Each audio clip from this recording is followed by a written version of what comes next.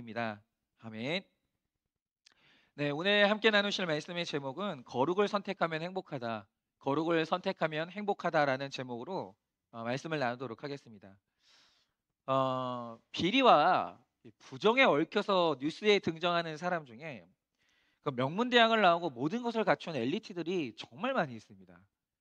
사실 뭐 흉악범이 아니고서야 대부분의 비리, 부정은 배운 사람들이 많이 하는 것 같아요.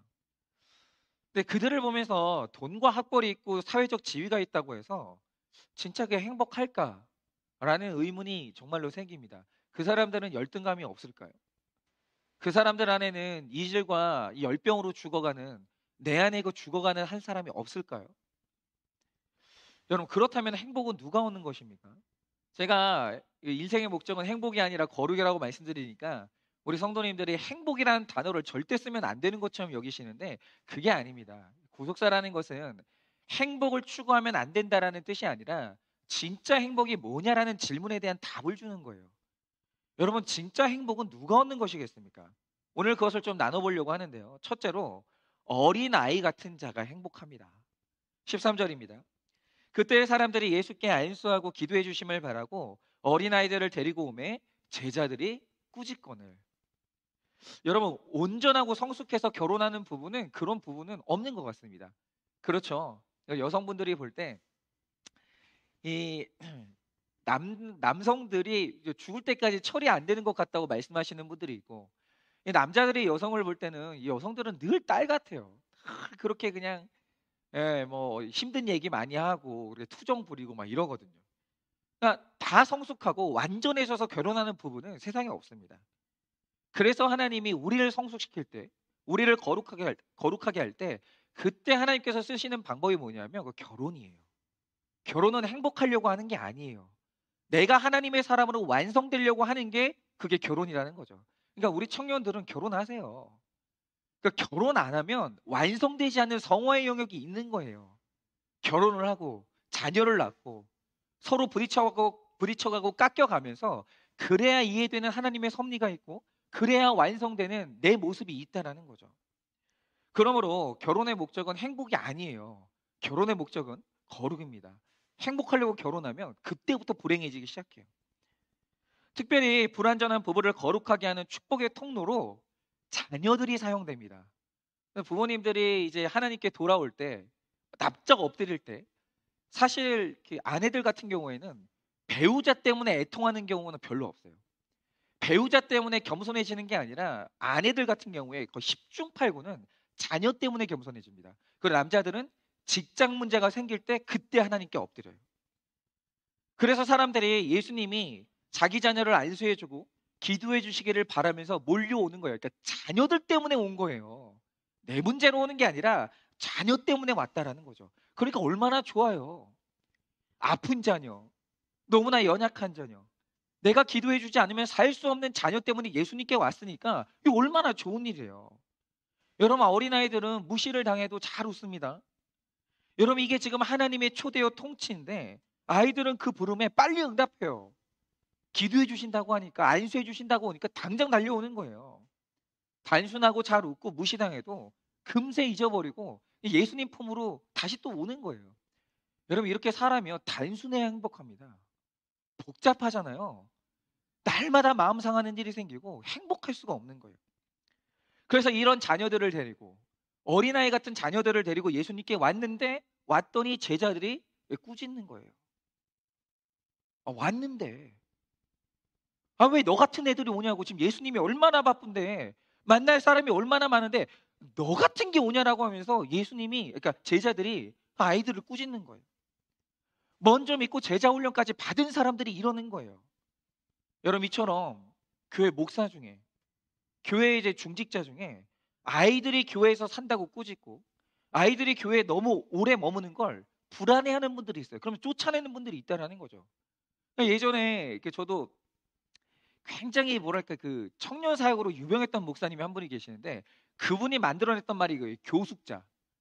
교회 오면은 청년들이 교회 와가지고 계속 죽치고 앉아 있는다는 거예요. 교회 안 떠나고 그러면서 다 나가라고 세상으로 나가라고. 교회는 예배만 드리고 교회 안에 머물지 말라고 다 쫓아내는 거예요. 근데 저는 그 반대입니다. 왜 그럽니까? 여러분 사람들이 왜 교회를 오겠어요? 교회는 지친 사람들 와서 쉬고, 사회에서 상처당하고 자존감이 낮아진 사람들이 여기 와서 피신하고, 갈 데 없으면 여기 와서 라면 끓여 먹고. 여러분 그게 교회예요. 교회 오는 사람 절대 꾸짖으면 안 돼요. 그리고 힘 얻으면 또 세상에 나가고, 이런 거죠. 아니 왜 꾸짖냐고요. 왜 교회 안에 있는 사람들을 왜 사회 부적응자인 것처럼 왜 그런 식으로 취급하냐 이거죠. 부적응자면 어때요? 그런 사람들이 교회 오는 거지. 그런데 여러분 이렇게 어떤 사람들이 예수님께 왔는데 꾸짖는데 그게 누구냐? 제자들이 꾸짖는 거예요. 여러분 아이들이 왜 교회에 오래 머무는지는 좀 따져볼 일이지만, 아이들이 교회를 사랑하고 교회가 가장 편해서 그래서 이 교회에 머물고 오래 있는다고 하면, 여러분 그거보다 바람직한 일은 없습니다. 교회 아니면 사랑해 줄 데가 없기 때문에 온다? 있어야 되는 거죠. 여러분 물론 교회 안에서 머물다 보면 관계 문제 생깁니다. 그리고 이성 간에 불미스러운 일이 생길 수도 있어요. 그래도 악하고 음란한 세상보다 훨씬 건전하고 안전해요. 훨씬 더. 어딜 가면 이거보다 더 안전하고 건전하겠습니까? 여기 오는 게 제일 건전해요. 갈라디아서 1장 4절에 이렇게 말합니다. 그리스도께서 이 악한 세대에서 우리를 건지시려고 우리 죄를 대속하기 위하여 자기 몸을 주셨으니라고 합니다. 여러분 주님은 이 악한 세상에서 우리를 건지기 위해 오셨다라고 합니다. 그러니까 이렇게 이해하시면 돼요. 교회는 그리스도의 몸이에요. 그래서 어떤 사람이 교회에 온다라는 것은 궁극적으로 악한 세상에서 빠져나온다라는 뜻이 있는 거예요. 교회에 대해서 교회론이 확실해야 되는 거예요. 교회는 뭐냐? 악한 세상으로부터 구조되는 게 교회라는 영역이라는 거죠. 여기 오는 것을 안심하고 기뻐하셔야 돼요. 여러분 어린 시절에 교회에서 노는 것보다 더 아름다운 추억은 없어요. 때로는 철없는 강대상을 오르락거리고. 그래서 이제 앞으로 이제 강대상 저희가 개편하면 여기는 신발 신고 모두가 올라오는 곳이 될 거예요. 그러니까 이것도 제가 이렇게 강대상을 이렇게 새롭게 꾸민 것도 사실은 여기 목회 철학이 녹여져 있는 거예요. 저만 사역자가 아니라 여기 모여 있는 모든 뭐 장로님들, 권사님들, 우리가 다 교회 섬기는 평신도 사역자들이기 때문에 제가 설교할 땐 여기서 하고, 그런데 기도하시는 분도 기도도 똑같이 중요하기 때문에 기도할 때 여기서 하고, 우린 다 같은 예배당에서 다 같은 강단에서 하나님을 똑같이 섬기는 거예요. 질서상 위치가 있을 뿐이지 서로 높낮이가 없다라는 거죠. 그래서 뭐 여기 와서 이제 아이들이 공연도 하고, 설교하는 무대에서 신발 신고 올라와서 공연도 하고, 신앙 고백도 하고, 간증도 하고, 우리 모두가 다 여기서 함께 자기 사역을 할 것입니다. 얼마나 좋아요. 그러다가 뭐 교회 물건 망가뜨릴 수도 있는 거고, 악기 연습하다가 애들이 그러면 뭐 교회 물건 망가뜨릴 수 있지 뭘 그래요. 그거 하라고 우리가 헌금하는 거. 애들 마음껏, 야 너희들 교회에서 악기 연습하고 놀다가 망가뜨리면 어른들이 고쳐줄게. 어른들이 고쳐줄게. 마음껏 활동해. 우리가 이 아이들 다음 세대를 보조하려고, 그러려고 우리가 헌금하는 거 아닙니까? 이거 뭐 아껴서 뭐 할 거예요. 아이들 쓰다가 그냥 마음껏 쓰라고 하는 거죠. 그리고 우리 열심히 헌금해가지고 또 이제 교체하고 그런 거 아니겠습니까? 그리고 교회에서 쌓았던 좋은 추억은 절대 못 잊어버려요. 그게 일평생 남아있는 거예요, 내 머릿속에. 여러분 14절 15절입니다. 예수께서 이르시되 어린아이들을 용납하고 내게 오는 것을 금하지 말라. 천국이 이런 사람의 것이니라 하시고 그들에게 안수하시고 거기를 떠나시니라. 여러분 나의 공로와 자격으로 제자들처럼 무시하고 금하는 것은 무엇입니까? 그래서 제가 누구를 만나도 훈련할 때 가장 먼저 물어보는 게 이거예요. 가장 무시되는 사람이 누구냐? 당신 인생에 가장 무시되는 사람이 누구냐라는 거예요. 근데 이 무시가 뭐냐? 바로 이게 소자를 예수님으로부터 쫓아내는 거예요. 무시만큼 큰 죄가 없어요. 근데 무시하는 사람이 누군지 아십니까? 주로 내가 제자라고 생각하는 사람들이 그렇게 사람들 무시하고 쫓아내요. 친절하지 못하고 내 태도와 거칠에 위압이 느껴진다면 그게 어린 아이들을 막는 거예요.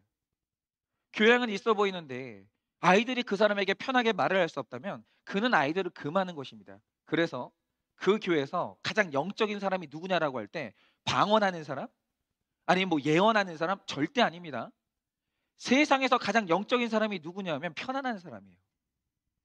여러분 아이들이요, 예수님이 있고 제자들이 있다고 하죠. 근데 그 중에서 아이들이 제일 편했던 사람이 누굴까요? 아이들이 예수님께 왔어요. 왠지 아십니까? 편했거든요.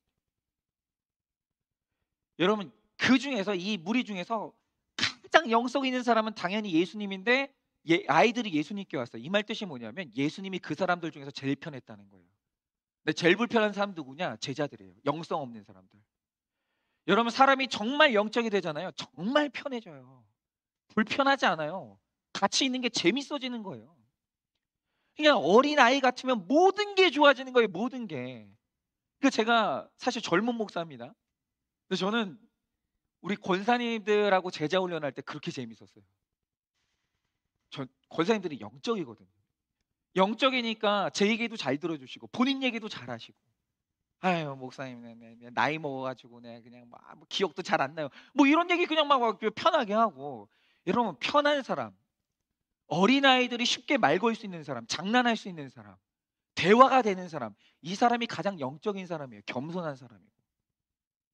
여러분, 어린아이뿐 아니라 나보다 학력과 신분이 낮은 사람에게, 낮은 사람들이 나에게 다가가기 어렵다. 그럼 내가 바로 꾸짖고 있는 제자인 거예요. 그러니까 저도 청년들하고 그런 얘기를 많이 나누는데, 만약에 어느 날 청년들이 저를 보면서 꼰대라고 느끼는 순간 저는 굉장히 문제가 생긴 거예요. 목사님한테 다가가기가 어렵다. 이렇게 되는 순간 그때 이제 저는 뭔가 문제가 생긴 거예요. 제 영성에. 그래서 지금도 이제 권사님들하고 식사를 하고 뭐 성도님들하고 식사할 때 제가 옆자리에 앉는 걸 굉장히 부담스러워 하시는 분들이 있어요. 그러면 제가 뭔가 잘못된 거예요. 내가 아직도 뭐가 편하지 않구나. 그러지 않기를 원해요, 저는. 제가 아무리 나이 먹어도 누구를 만나도 대화가 되고 그분들이 저 만나면 재밌었으면 좋겠어요. 저 정말 어린아이처럼 되고 싶습니다. 왜냐하면 그래야 그분들이 예수님께 꾸지람을 받지 않고 목사가 편한 사람이 돼야 사람들이 예수님 만나거든요. 여러분, 날마다 기도하면서 주님께 어린아이를 데려가는 것보다 더 큰 축복은 없는 거예요.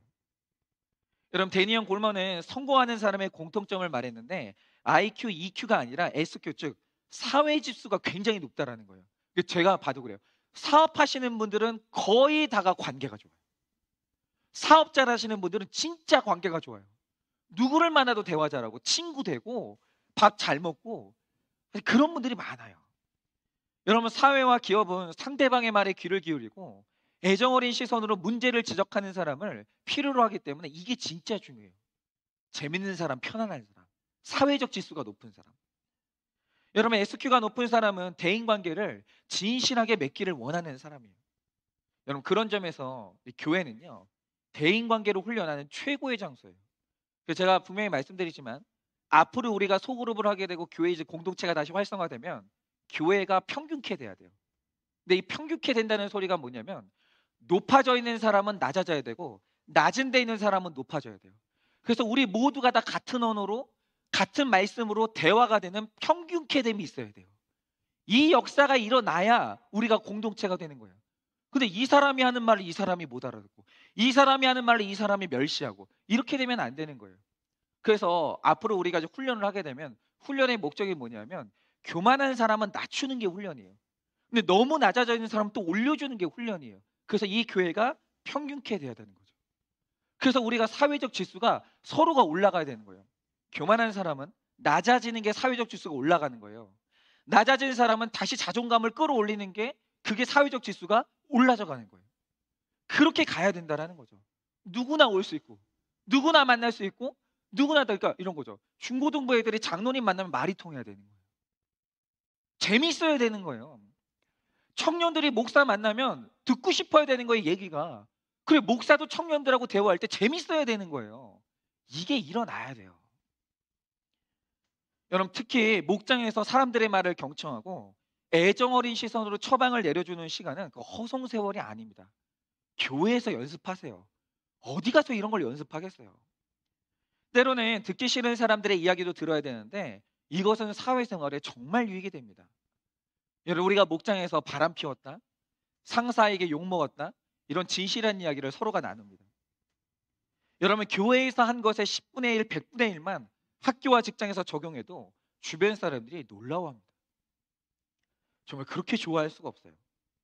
여러분, 자녀를 예배에 데려오고 성경을 읽히고 또 이상한 아이들과도 잘 지내게 하는 것이 축복의 통로라는 걸 이 부모님들이 해석을 해줘야 되는 거예요. 다양한 사람과 만나고 경험하는 게 그게 좋은 거라는 거죠. 그런데 요즘에 저는 너무 안타까운 게 뭐냐면 부모님들이 애들 망쳐요. 야, 저 집 애가 저 임대주택에서 산대. 놀지 마. 너 저 집도 가지 말고 너도 쟤 데려오지 마. 이거 애를 망치는 거예요. 저 부모가 이혼했대. 가난하대. 공부 못한대 하면서 그 아이랑 놀지 말라고 하는 거예요. 이게 뭔지 아십니까? 아이들을 예수님으로부터 쫓아내는 거예요. 여러분 이렇게 되면요. 사회 지수가 이런 식으로 급을 나누고 대화 안 되는 사람, 대화 되는 사람, 놀아야 되는 사람, 놀지만 말아야 되는 사람 이런 식으로 급을 나눈 애들이 사회로 나가보세요. 걔들이 뭐 하겠습니까? 뭐 제가 이제 뭐 하나 분명히 말할 수 있는 것은 얘네들은 최소한 정치인은 못 돼요. 여러분 정치인이 급 나누잖아요. 나라 운영 못 합니다. 내 자녀가 이 나라를 책임지는 큰 인물 되기를 원하면 이 아이들이 다양한 사람 만나서 대화가 될 수 있도록 물꼬를 터줘야 될 거 아니에요. 바로 그게 예수님이 어린아이들을 오도록 허락한 거거든요. 이 영성이 있어야 되는 거예요. 근데 그거 어디 가서 못 배워요. 이거 배우기 제일 좋은 곳이 어디냐? 교회예요. 교회에서 이거 배워야 돼요.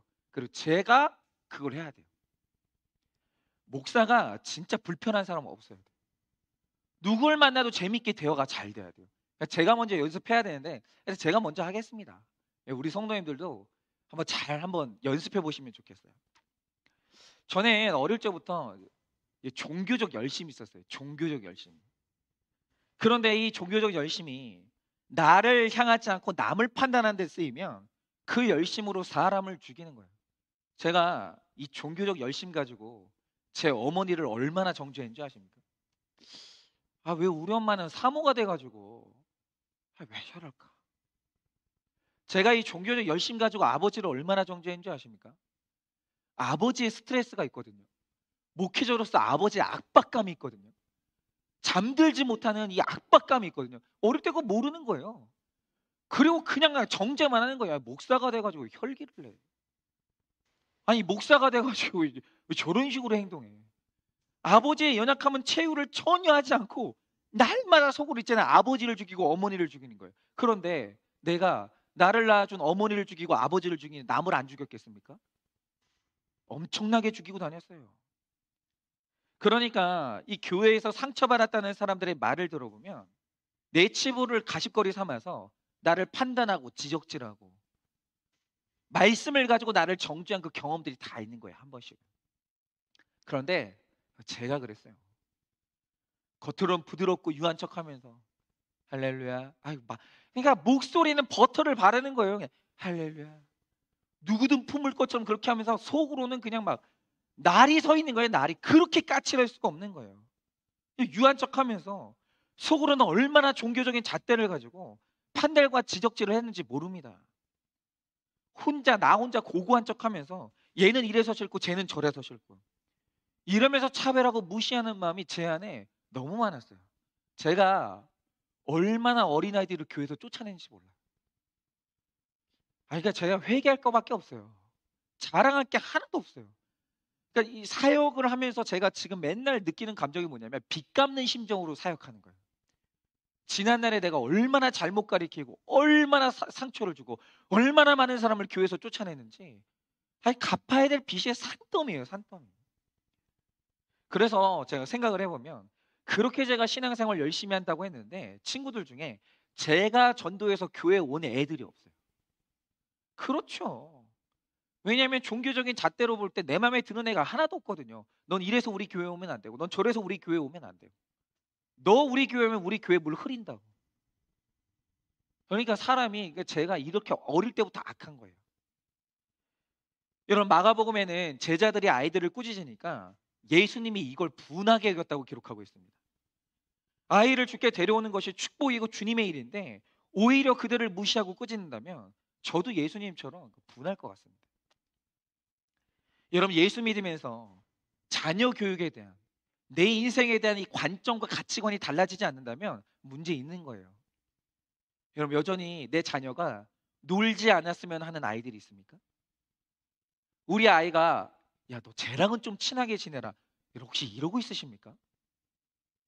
근데 왜 우리가 그런 급을 나누고 차별할까요? 여러분도 그러고 있으신 거예요.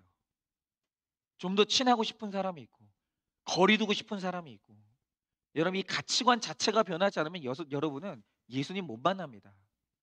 내가 예수님 쫓아내고 있는 거예요. 여러분 우리는 자녀가 예배에 늦을까 봐, 큐티 안 할까 봐, 나눔에 빠질까 봐, 친구를 차별할까 봐, 그것 때문에 애통해야 하고 안타까워해야 되는 거예요.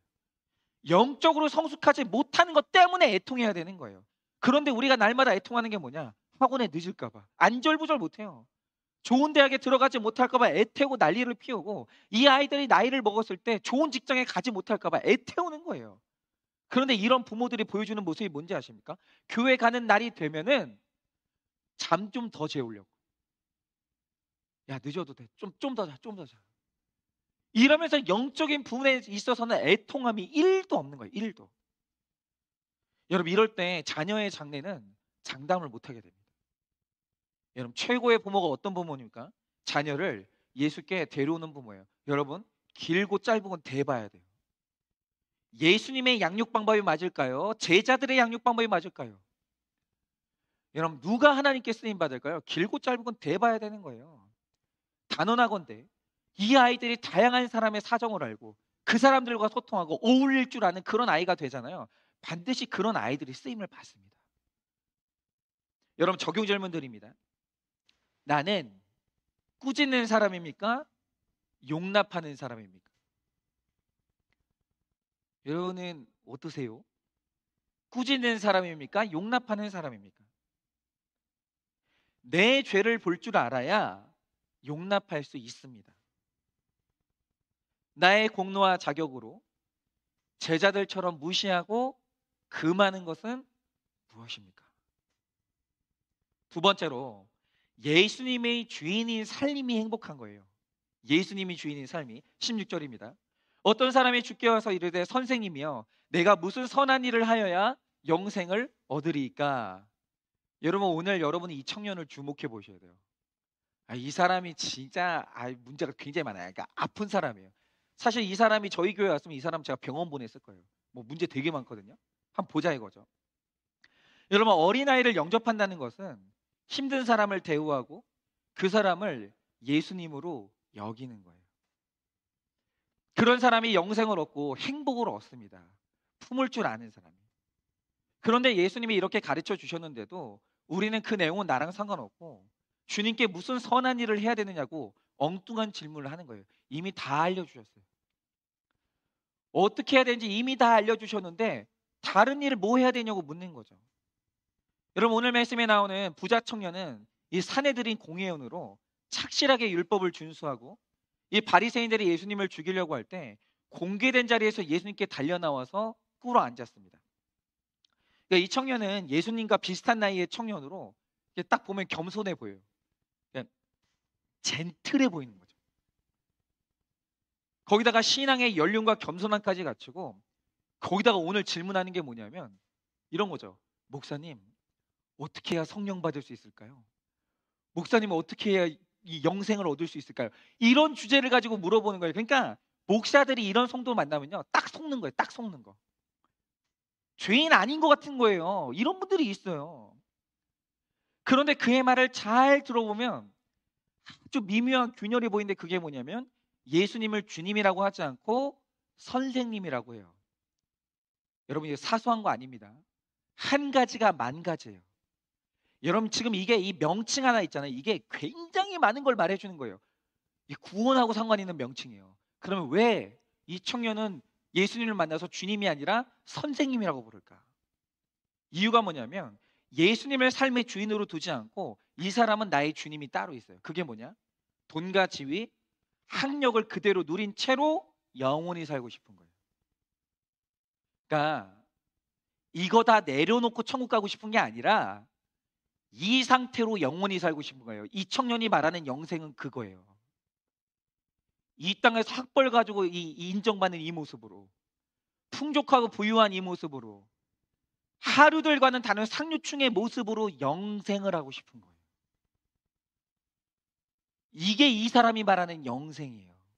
이 사람의 주님은 따로 있는 거예요. 여러분 전도서 3장 11절에 이렇게 말씀하십니다. 하나님이 모든 것을 지으시되 때를 따라 아름답게 하셨고 또 사람들에게는 영원을 사모하는 마음을 주셨느니라 라고 했어요. 여러분, 하나님이 인간에게 영원을 사모하는 마음을 주셔서 사람은 누구나 다 종교성이 있습니다. 여러분, 불신자는 종교성이 없는 게 아니에요. 불신자도 종교성이 있어요. 여러분, 사람이 진짜 내 지략과 물리적인 힘으로 해결되지 않는 고단을 만났을 때 반드시 인간은 영적인 걸 찾아요. 그래서 점집은 어느 세기가 지나도 망하지 않아요. 여러분, 21세기에 4차 산업혁명이 다가와요. AI 시대가 온대요. 모든 게 인공지능으로 다 해결되는 거예요. 점집이 없어질 것 같습니까? 절대 안 없어집니다. 여러분, 인간은 종교적인 동물이에요.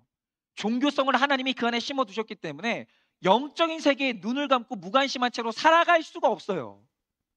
반드시 인간은 종교를 찾게 돼 있어요. 여러분, 17절입니다. 예수께서 이르시되 어찌하여 선한 일을 내게 묻느냐? 선한 일은 오직 한 분이시니라. 내가 생명에 들어가려면 계명들을 지키라. 그러니까 이 청년이 굉장히 세속적인 청년이잖아요. 근데 마지막에 이 모든 것을 지키려고 기대는 게 뭐냐? 그게 종교예요.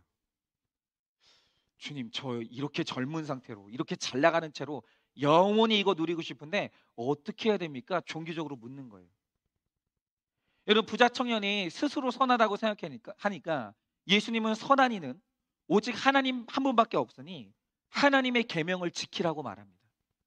그러니까 여기서 계명 지키라는 말의 뜻이 뭐냐면 성경을 진짜 제대로 읽어야 되는 거예요. 자, 계명을 지키라. 오늘 예수님이 계명 지키라. 그러니까 어떻게 하면 내가 영생을 얻을 수 있습니까? 라고 얘기하니까 계명 지키라는 거예요. 근데 이 말 뜻이 뭐냐면 계명 지켜본 사람들은 깨닫는 게 있어요. 그게 뭐냐? 계명 지킬 수 없다는 사실. 계명을 지키려고 거룩하게 살려고 노력해 본 사람들은 깨닫는 게 있어요. 그게 뭐냐면 내가 죄인이라는 걸 깨닫는 거예요. 너 그거 깨달으라는 거예요. 그런데 여러분, 이 청년이 강적입니다. 뭐라고 합니까? 저는 계명을 다 지켰다는 거예요. 18절 19절입니다. 이르되 어느 계명이오니까? 예수께서 이르시되 살인하지 말라, 간음하지 말라, 도둑질하지 말라, 거짓 증언하지 말라, 내 부모를 공경하라, 내 이웃을 자신과 같이 사랑하라 하신 것이니라. 그러니까 하나님에 대한 계명인 1계명부터 4계명까지는 이 사내들인 공의원이던 이 청년이 잘 지켰어요. 율법을 잘 지켰습니다. 헌금도 잘했고 주일 성도도 잘했어요. 그런데 이 청년한테 없는 게 있어요. 이게 뭐냐면 인간에 대한 의무가 없는 거예요. 이 청년이 가난한 사람 무시하는 거예요. 그 사람들하고 안 노는 거예요. 좀 괜찮은 사람하고 섞이려고 하는 거예요. 이 사람 안에 하나님은 있어요. 왜? 하나님이 찬란한 분이니까. 친하게 지내서 나쁠 게 없으니까. 근데 이 부자 청년 안에는 가난한 사람이 없는 거예요. 인간이 없어요. 왜냐? 섞이기 싫거든요. 그래서 예수님이 특별히 말씀하시는 게 뭐냐면 사람과의 관계를 언급하는 5계명에서 10계명까지를 얘기하는 거예요. 너 이거 지켰냐? 이 청년이 자기는 다 지켰다고 착각하고 있으니까 예수님이 증명하시는 거예요. 네가 정말 다 지켰을까? 여러분 보세요. 미워하기만 해도 살인이에요. 그러니까 제가 자주 말씀드리지만 제가 어떤 성도님한테 받았던 가장 충격적인 질문이 그거였어요.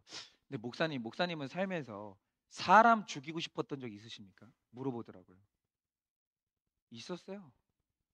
그게 누구냐? 아버지, 어머니. 죽이고 싶었던 데가 있었어요. 저 사람만 안 만났으면 내 인생 훨씬 행복했을 텐데. 친구 중에 죽이고 싶었던 친구가 있었어요. 심지어는 제가 모셨던 담임 목사님도 제가 그렇게 죽이고 싶었던 날들이 있었어요. 여러분, 그런데 제가 살인자가 아닙니까? 여러분, 제가 이런데 제가 계명을 다 지켰다고 말할 수 있습니까? 지금 첫 계명부터 안 지켰는데. 여러분, 음욕을 가지기만 해도 살인입니다. 간음입니다. 또한 살면서 도둑질을 수도 없이 합니다. 저도 얼마나 많이 도둑질했는지 몰라요. 특별히 11조를 굉장히 도둑질 많이 했어요. 하나님의 시간, 재물, 감정을 수도 없이 도둑질했어요. 거짓 증거, 최소한 설교하는 저는 이 죄에서는 벗어날 수가 없어요. 나는 그렇게 살지도 않으면서 마치 내가 사는 것처럼 얼마나 꾸짖고 거짓 증거를 많이 했는지 모릅니다. 얼마나 우리가 내 주장이 많습니까?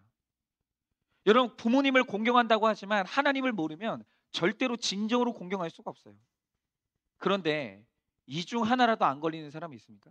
여러분은 여러분의 배우자를 정말 죽을 만큼 사랑하십니까? 여러분, 내 배우자랑 살면서 이혼을 꿈꿔보지 않은 사람이 있습니까? 근데 우리가 무슨 계명을 다 지켜요? 그런 사람이 어디 있어요? 그런데도 이 청년이 말합니다. 20절에 이렇게 말합니다. 이 청년이 이르되 이 모든 것을 내가 지켰사온데 아직도 뭐가 부족합니까? 물어보는 거예요. 이 사람 병자예요. 자기를 전혀 못 보는 거예요. 이 청년이 굉장히 아픈 사람이에요. 자기는 다 지켰다는 거죠. 근데 이게 얼마나 무서운 착각이에요. 여러분, 로마서 3장 20절에 이렇게 말합니다. 그러므로 율법의 행위로 그의 앞에 의롭다 하심을 얻을 육체가 없나니 율법으로는 죄를 깨달음이라.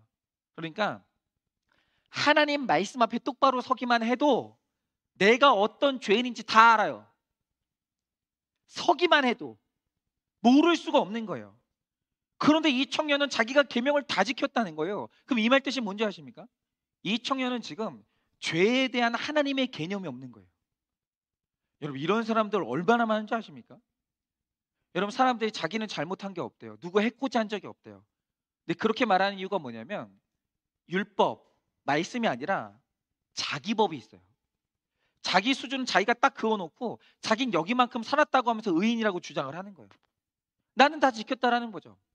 여러분, 아내 사랑이 어디까지 해야 됩니까? 남편에게 복종한다고 할 때 그 복종 어디까지 해야 됩니까? 그럼 그거는 성경이 정해주는 거예요. 근데 내가 이런 거죠. 목사님, 저는 돈을 안 갖다 준 적이 없어요. 목사님, 저는 바람 핀 적이 없어요. 야, 이 정도면 제가 아내 사랑한 거 아닙니까? 라고 하는데 그건 자기 수준이죠. 하나님이 언제 그렇게 얘기했어요? 하나님의 법은 간데도 없고 자기 혼자 자기 법을 만들어 놓고 나는 말씀대로 살았다라는 거예요. 그게 이 청년이에요. 죄에 대한 온전한 개념이 없는 거예요. 예를 들어서 제가 어떤 청년하고 이야기를 하는데 이 친구가 하는 말이 그거예요. 혼전 성관계는 죄가 아니래. 그럼 죄는 뭐냐? 임신을 하면 죄라는 거예요. 혼전 성관계는 죄가 아니고 임신을 해야 죄라는 거예요. 누가 그래요? 그러니까 누가 그러냐고요. 그 말을 누가 했냐고요. 그래서 제가 너무 어이가 없어가지고 그래, 혼전 성관계는 죄가 아닌데 임신을 해야 죄다. 도대체 이 규칙을 정한 사람이 누구냐라고 근거를 물었더니 자기는 그렇게 생각한다는 거예요. 그 자기는 자기가 정한 규칙은 잘 지키고 살았다라는 거죠.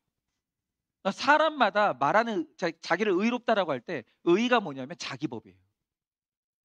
그러니까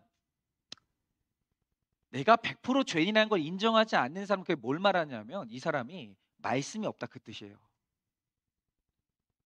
그러니까 성경 속의 이 청년도 자기는 계명을 다 지켰다고 하는데 그러면 이 청년의 지켰다는 계명은 뭔가? 하나님 말씀은 분명히 아니에요. 자기 계명 지킨 거예요. 자기 계명. 여러분, 이렇게 그 마음에 하나님이 없으면 나는 계명을 지켰다는 말이 나오고 당당함이 나오는 거예요. 다른 사람 정죄가 나오는 거예요. 내가 사람 무시되는 이유가 뭐냐? 정죄되는 이유가 뭐냐? 하나님 만나본 적이 없는 거예요. 그래서 있잖아요. 교회를 10년, 20년, 30년, 40년을 다녀도 날마다 해봐야 되는 질문이 뭔지 아십니까? 구원 받았나? 이 질문 근본적으로 해봐야 돼요. 여러분, 목사 안수 받은 사람들이 다 구원 받았을 것 같습니까? 여러분, 만약에 목사 안수 받은 저 같은 목사 중에 주님, 저는 계명을 다 지켰는데요. 그러면서 내 마음에 너무 무시되는 사람이 이 죄책감도 없이 누군가가 무시가 된다. 그 사람은 자기가 하나님 앞에 구원받은 사람인지 진지하게 물어봐요. 하나님을 못 만나봤을 가능성이 커요.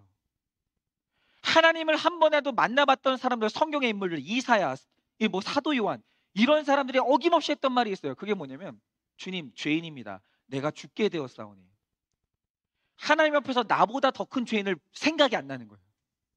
주님 만나는 사람은 다 그렇게 돼요. 내 죄 말고 다른 사람의 죄가 안 보여요. 그런데 이상한 건 나는 떳떳한데 자꾸 다른 사람 죄가 보인다는 거죠. 내가 하나님을 만나봤나 심각하게 고민해봐야 돼요. 여러분 이렇게 청년은 자기 부인 없이 자기 마음대로 자기 만족대로 봉사를 한 뒤에 뭐가 부족합니까? 라고 묻는 거예요. 저는 다 지켰는데. 여러분 정치인이나 재력가들이 고아원이나 교도소 같은 곳에 기부를 많이 합니다. 그런데 그렇게 하는 목적이 정말 이웃을 사랑하고 그들을 하나님을 사랑하기 때문이겠습니까? 물론 그런 사람은 진짜 있어요. 정말 그런 사람이 있어요. 왜 없겠습니까? 그러나 대부분의 부자들은 그게 아니에요. 이웃사랑이 아니라 마케팅과 교양 차원에서 자기 만족과 자기 자랑이 목적이에요. 내가 이런 훌륭한 사람이라고. 여러분 그것은 자기 부인이 없는 자기 사랑을 위한 봉사이기 때문에 그거는 계명을 지킨 게 아니에요. 여러분 이것을 우리에게 적용해 보면 많은 사람들이 억울해요. 왜 억울해하냐? 여성분들은 이러죠. 내가 이 집안에 시집 와가지고 내가 못한 게 뭐냐? 애를 못 낳았냐? 살림을 못했냐? 시부모를 안 모셨냐? 내가 내 남편을 밥을 안 해줬냐? 난 계명 다 지켰다는 거예요. 내가 안 지킨 계명이 뭐냐라는 걸 말해보라는 거죠. 남편들도 마찬가지예요. 내가 남편으로 못한 게 뭐냐? 내가 돈을 안 벌었냐? 바람을 피웠냐? 내가 내 아내를 때리기를 했냐? 나는 남편으로서 계명을 다 지켰다는 거예요. 목사도 마찬가지죠. 내가 설교를 안 했냐? 내가 뭐 도둑질을 했냐? 나는 목사로서 계명 다 지켰다는 거예요. 그런데 이런 식으로 당당한 태도가 뭐냐? 이게 이 청년이에요. 21절입니다. 예수께서 이르시되 내가 온전하고자 할진대 가서 내 소유를 팔아 가난한 자들에게 주라. 그리하면 하늘에서 보화가 내게 있으리라. 그리고 와서 나를 따르라 하시니라. 드디어 예수님이 참고 참다가 전곡을 확 찔러버리는 거예요. 이 사람이 계명대로 살지 못하고 있다는 증거를 완전히 들이대시는 거예요. 여러분 주님이 오늘 이 청년을 너무너무 사랑해서 내리신 온전한 사람이 되기 위한 처방이 뭐냐? 그래, 너 계명 다 지켰다고 했지? 너 그럴 수 있다고 했지? 그럼 소유를 팔아. 그리고 단번에 신속하게 가난한 자들에게 줘. 너 재물에 대한 미련을 단번에 끊어내 라고 하십니다. 근데 예수님이 이 사람을 면박 주려고 이런 게 아니에요. 또 구원받으라고. 네가 죄인인 걸 알아야 십자가 붙들고 겸손해지니까 너 구원받으라고 사랑해서 이 전곡을 찌르신 거예요. 여러분 마가복음 10장 21절을 보면 이렇게 말합니다. 예수께서 그를 보시고 사랑하사 이르시되. 여러분 죄를 찌르는 이유가 뭔지 아십니까? 오늘 바람 피는 분들이 있어요. 근데 바람이 드러나는 분들이 있어요. 하나님이 다 드러나게 하시는 거예요. 왠지 아십니까? 사랑하사. 하나님이 구원을 포기 안 하는 사람들은 반드시 죄를 드러내십니다. 가서 내게 있는 것들을 다 팔아 가난한 자들에게 주라고 하십니다. 그럼 오늘 예수님은 소유를 다 팔아서 나누라고, 재물에 대한 미련을 단번에 끊고 주님을 따르라고 처방을 하십니다. 결단하라고, 따르라고 하신 것은 주님이 성화되는 과정을 책임지고 인도하겠다는 거예요. 물질이 아니라 내가 너의 주님이 되겠다라는 거죠. 강남의 땅이 아니라 내가 너한테 천국을 주겠다라는 거예요. 그래서 말씀을 보면 네가 나눠주라라고 명령하신 후에 그 다음에 보화가 있으리라라고 하시는 거예요. 그리고 따르라고 정확하게 해야 될 일을 알려주셨습니다. 재물과 하나님을 겸하여 섬길 수는 없는 거예요. 저도 마찬가지입니다. 목회하든지 돈 벌든지 둘 중에 하나예요. 내가 이 교회에서 돈 벌면서 목회할 수는 없는 거예요. 그러니까 목회하면 뭐 사례비를 안 받는다 이 말 뜻이 아닌 거 아시겠죠? 돈 벌고 싶으면 더 이상 성도님들을 순수하게 양육 못하는 거예요. 성도님들한테 순수하게 죄를 찌르고 회개를 외치고 우리 성도님들하고 같이 구원을 목적으로 삼아서 거룩하게 살기를 원하면 돈은 포기해야 되는 거예요. 저 성도님이 내는 11조가 아까운 이상 저 그분한테 쓴소리 절대 못합니다. 돈과 재물을 겸하여 섬길 수는 없는 거예요.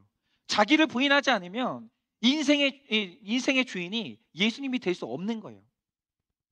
나의 부족함을 가르치고 처방해 주신 주님께 감사해야 되는데 그런데 오늘 청년은 실패해요. 이거 못합니다. 22절입니다. 그 청년이 재물이 많음으로 이 말씀을 듣고 근심하여 가니라라고요. 예수님이 너는 나눠주고 나를 따르라 하실 때 재물에 대한 신뢰를 버리고 하나님에 대한 신뢰로 돌아서야 되는데 청년은 실패해요. 예수님을 신뢰하는 게 너무 불안해요. 돈에 대한 신뢰를 이제 거두는데 이게 실패하는 거예요. 그러지 못했습니다. 이 청년한테 재물이 없었으면 쉽게 쫓았을 것 같아요. 재물이 너무 많은 거예요. 바로 여기서 이 청년이 왜 예수님을 선생님이라고 했는지 여기서 드러나는 거예요. 이 청년의 진짜 하나님은 예수님이에요. 이 청년은 죽어도 재물 포기 못해요. 죽어도. 예수님은 포기해도 주님 죽어도 포기 못해요. 이 청년의 주님은 누구냐? 재물이에요. 청년은 말씀이 좋다고 따라왔다가 말씀 듣고 더 큰 근심을 가지고 이 교회를 떠나갑니다. 경건의 모양은 있었어요. 경건의 능력이 없었어요. 자기 탐심을 못 이겨요. 그래서 큰 재물을 가지고 심히 슬퍼하면서 떠나갈 수밖에 없었던 겁니다.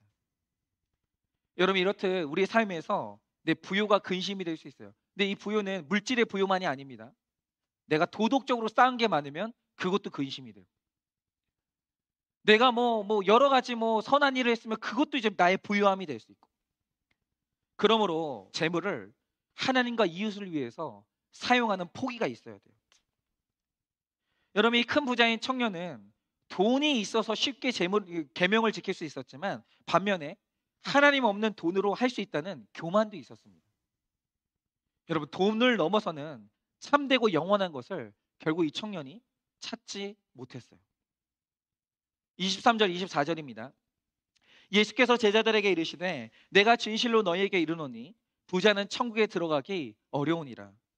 다시 너희에게 말하노니 낙타가 바늘귀로 들어가는 것이 부자가 하나님의 나라에 들어가는 것보다 쉬우리라 하시니 라고 할 때 보세요.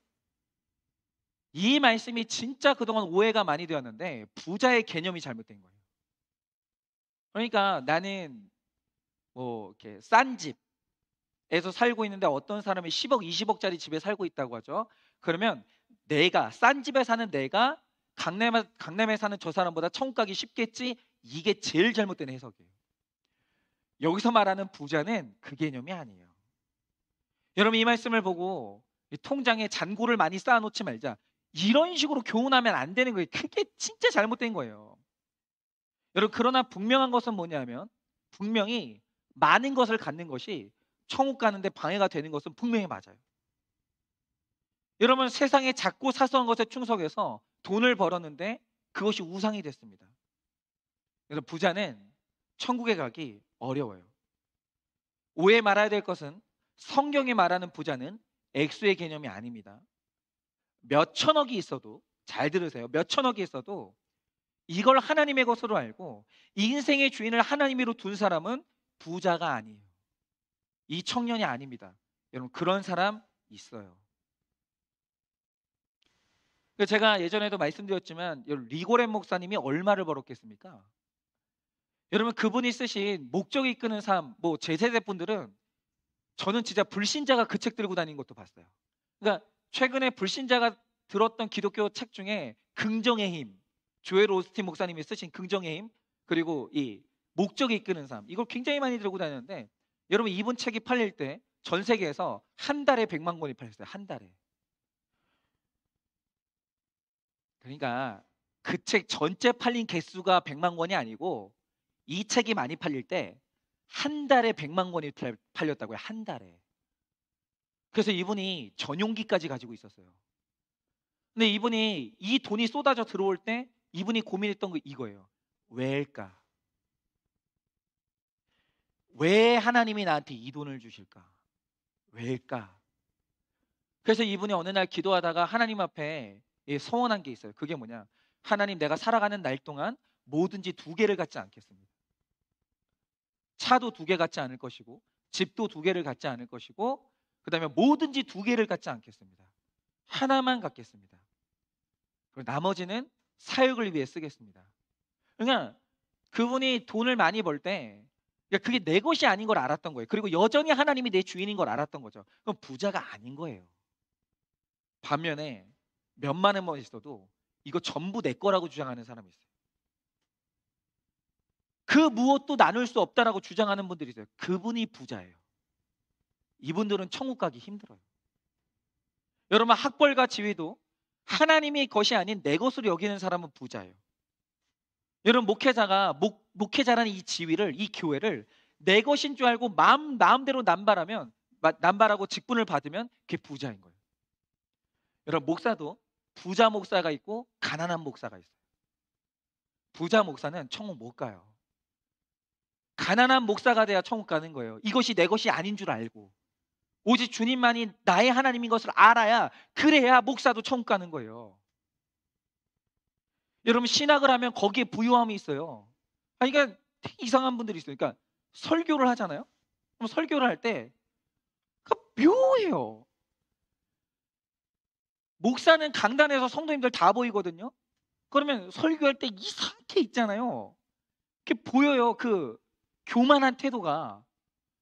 왜일까라고 보면은 신학교 물을 먹은 분들이 있어요. 그런 분들은 하여튼 뭐가 교만해. 하여튼 지식에 이게 부유함이 있으니까 못 내려가는 거죠. 여러분, 지식과 능력을 내 것으로 알고 만족을 추구하는 부자는 천국에 들어갈 수가 없습니다. 여러분, 돈을 좋아하는 이 청년은 말씀이 들리지 않았기 때문에 교양이 있어도 결국 예수님을 떠났어요. 영화 이제 지브로라는 영화가 있는데 우리 전사님들은 아마 못 봤을 것 같아요. 지브로라는 영화가 있는데 거기 이제 그 손자가 있거든요. 꼬마가 있는데 얘가 이제 할머니한테 막 욕을 해요. 그러니까 얘는 이제 그 치킨이 먹고 싶다고, 후라이드 치킨이 먹고 싶다고 하는데 할머니 그게 뭔지를 모르는 거예요. 그게 뭐 해주면 백숙을 해갖고 오는 거예요, 할머니가.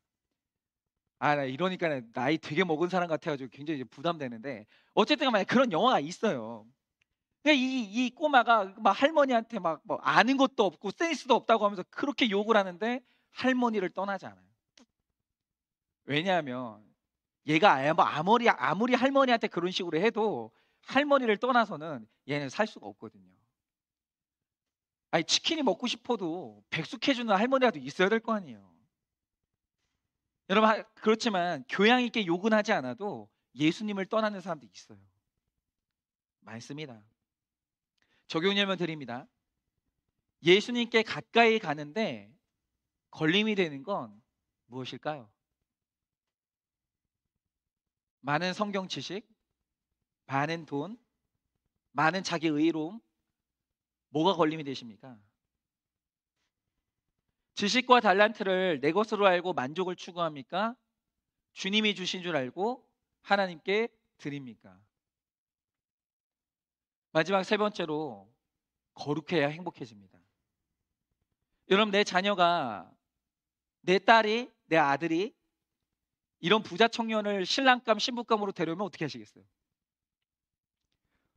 돈 엄청 많아요. 돈 엄청 많은데 예수 안 믿어요.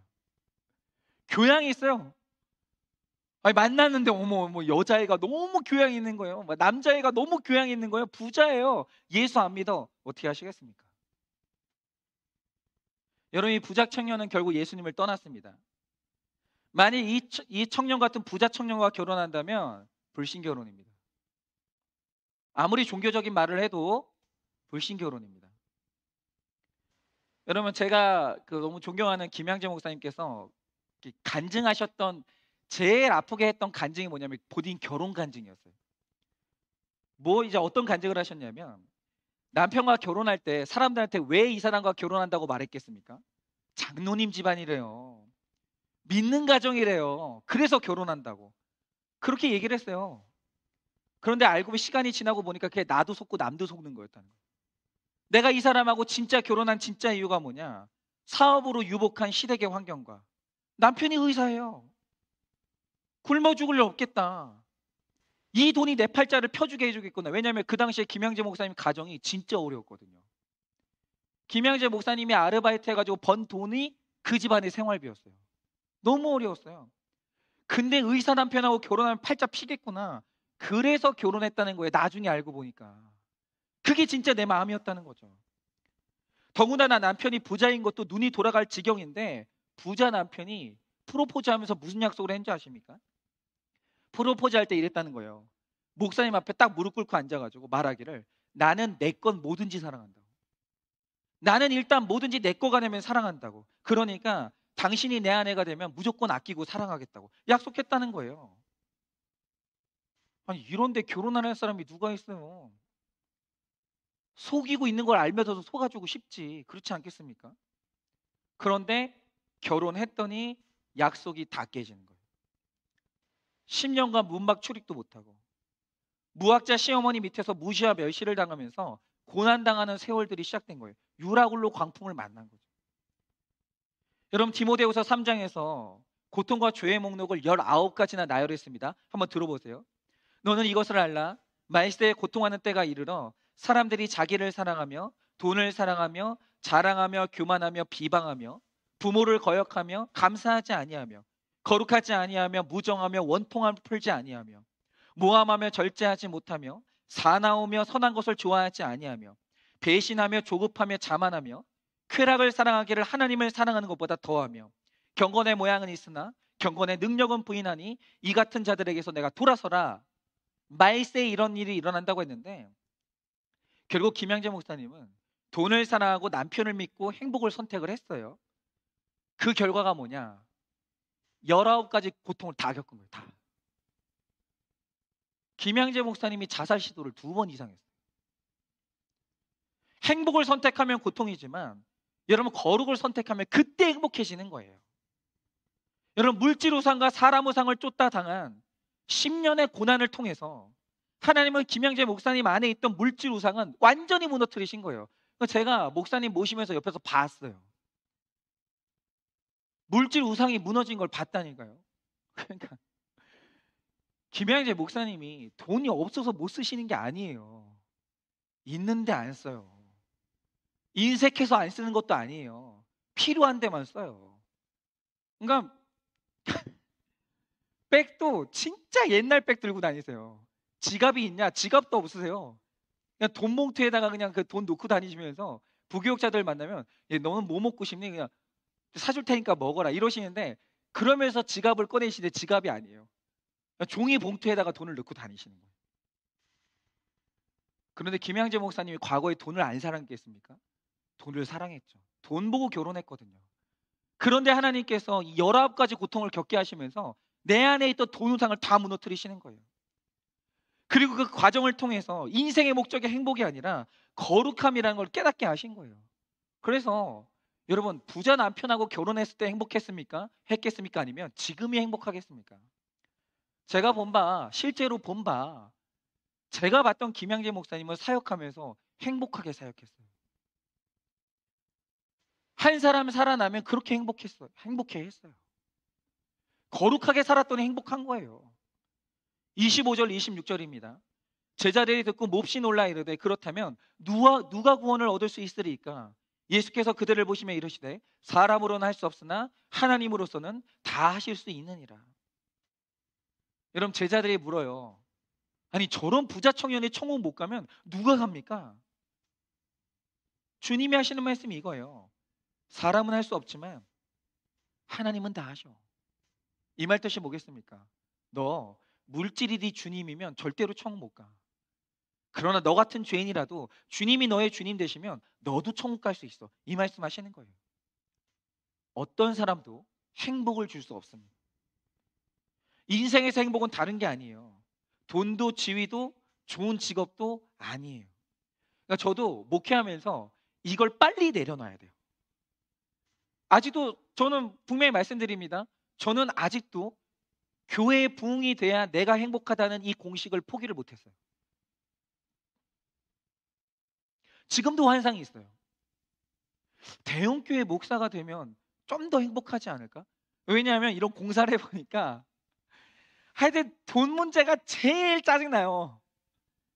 막 더 잘할 수 있어요. 더 잘할 수 있어요. 더 멋있게 할 수 있어요. 그놈의 돈이 문제예요. 근데 이게 빨리 하나님 앞에서 깨달아야 돼요. 여러분, 만약에 제가 막 몇 억씩 들어가지고 여기를 완벽하게 꾸민다고 하죠. 그러면 이 무대가 완벽하게 꾸며지면, 그러면 사람이 이 무대를 보면서 죄를 볼까요? 그러면 사람들이 구원받을까요? 아니거든요. 이건 그냥 도구일 뿐이에요. 주님 만나야 알코올 중독 끊어지고 죄가 끊어지고 구원받는 거예요. 그럼 제가 정말 이거 빨리 깨달을 수 있도록 제 박현성이라는 이 목사가 빨리 철들 수 있도록 여러분 기도를 부탁드립니다. 여러분 그렇게 되지 않으면 저는 행복한 목회 못해요. 저는 제가 죽는 날 은퇴하는 은퇴를 벌써 말하니까 되게 웃긴데 제가 이 목회 사역을 내려놓는 날 행복해야 돼요. 저는. 근데 행복이 어디에서 오겠습니까? 이 물질이 나의 주님이 아니라 이 물질 가지고 폼은 잡을 수 있어요. 물질 많으면 목사 폼 잡고 목회할 수 있죠. 그렇지 않겠습니까? 어떤 사람이 목사님 이거 바꾸는데 얼마 필요합니다. 장로님 결제해 주세요. 얼마나 멋있어요. 진짜 나 그렇게 멋있게 살아보고 싶네 한 번만. 그러나 여러분 그거 가지고 성도님들이 구원 받냐고요. 여러분 만약에 물질 때문에 행복해지고 물질 때문에 불행해지는 제 모습을 보잖아요. 성도님들은 더 이상 저한테 실망해서 제 말씀에서 권위를 못 찾아요. 그게 행복한 인생이겠습니까? 제가 빨리 물질을 떠나서 주님이 나의 하나님이 되시고 그 모든 것들이 없어도 행복한 모습을 보여줘야 우리 성도님들은 이 목회자를 통해서 하나님을 만나는 거예요. 여러분 제가 분명히 말씀드립니다. 주님께 올인할 때 주님이 반드시 우리 행복 책임져 주십니다. 제가 목사 자녀로서 우리 아버지가 하나님한테 올인했거든요. 근데 제가 불행했어요. 이걸 납득하는 게 되게 힘들었어요. 왜 하나님이 하나님께 올인한 우리 집에 이렇게 가난함을 주셨을까? 이걸 해석하지 않으면 이 말이 와닿지 않아요. 주님께 올인할 때 주님은 우리의 모든 행복을 책임져 주십니다. 이게 이 의심이 생겨요. 아닌데 하나님께 올인했더니 가난해지던데 불행해지던데. 네, 제가 그래서 여기 서 있는 이 목회자의 사명이 뭐냐면 이걸 증명해내는 거예요. 이걸 증명해내는 거예요. 그게 구속사예요. 여러분 누가 진짜 행복을 얻습니까? 어린아이 같은 사람이에요. 예수님께 안수받기 위해서 낮고 낮은 마음으로 가는 사람이에요. 여러분 예수님을 믿는다고 해도 해결되지 않는 부분이 있어요. 분명히 있어요. 여러분 돈과 출세에 대한 가치관이 변하지 않으면 술과 담배, 음란을 끊지 못해요. 마음의 문제를 해결하지 못합니다. 죽어도 끊지 못하는 죄를 끌어안게 되는 거예요. 여러분 그런 자신이 한심하고 절망적이지만 주님은 내 죄에 아파하는 그 마음을 귀하게 여기시고 내 힘으로 끊을 수 없음을 인정하는 눈물의 고백을 기쁘게 여기십니다. 여러분 우리가 다 이제는 이 땅 가운데서 부자 청년이 아니라 어린아이처럼 돼서 주님께 올인해봐야 돼요. 여러분 스스로 죄인이라고 고백하는 사람보다 더 아름다운 사람은 없어요. 근데 주님이 그런 사람을 영접해요. 제가 목회자 자녀로서 하나님을 다 해석하지 못했을 때 그게 제일 걸림돌이었어요. 사역하면서 제일 괴로웠던 게 뭐냐면 하나님이 100% 옳다라는 것을 못 믿겠는 거예요. 하나님이 완전히 선하다는 것을 못 믿겠는 거예요. 왜냐하면 내가 경험한 하나님은 나를 너무 고통스럽게 했거든요. 그런데 여러분 내 죄를 봐야 돼요. 하나님이 나한테 그렇게 하셨을 때 그렇게 할 수밖에 없었던 100% 죄인인 나를 보지 않으면 어린아이처럼 주님께 못 가요. 나의 어린아이 같은 미성숙함과 내 태도에 대해서 아파하는 것이 내 옆에 어린아이를 영접하는 태도입니다. 그런 사람이 진짜 행복을 얻는 거예요. 여러분 자기 삶의 주인이 예수님인 사람이 행복을 얻습니다. 선한 분은 오직 한 분뿐인데 우리는 내가 선한 줄 알고 모든 문제에서 혈기를 내고 근심합니다. 여러분 그러나 어떤 경우에도 청년처럼 떠나서는 안 돼요. 교양, 부, 지식, 지위 이런 걸 버리지 못해서 예수님 떠나면 안 된다는 거죠. 자녀를 주님께 데려와서 기도하는 것이 최고의 부모입니다. 죄를 고백하는 공동체보다 아름다운 공동체는 없어요. 그러니 우리가 한일교회에서 신앙생활하는 동안 바로 그 정답을 찾아 가야 되는 거예요. 왜 하나님이 100% 오르실까? 진짜 내가 100% 죄인일까? 이것만 인정이 되면 그 다음부터 내 삶에 하나님이 하셨던 모든 일들이 다 인정돼요. 여러분 저처럼 돈 많은 사람이 돈 맛을 봤어 봐요. 목사 됐겠습니까? 죽어도 안 됩니다. 하나님은 다 오르신 거예요. 그래서 이 청년처럼 내가 죄인인 줄 몰라서 주님을 근심하며 떠나는 게 아니라 내가 죄인인 걸 깨닫고 주님 오르십니다. 그동안 내가 가지고 있었던 내 주장 다 내려놓겠습니다. 주님 따르겠습니다. 이렇게 되는 여러분 되시길 예수님의 이름으로 축원을 드립니다. 마지막 적용 질문 드립니다. 부자 청년은 내가 부족한 게 뭐냐고 부르짖으며 자기 죄를 보지 못했습니다. 나의 죄를 보지 못하게 하는 부요함은 무엇입니까? 어린아이처럼 연약함과 죄를 깨닫고 예수님을 내 삶의 주인으로 모시겠습니까? 어쩌시겠습니까? 우리 이 시간 우리 다 같이 찬양하기 원합니다.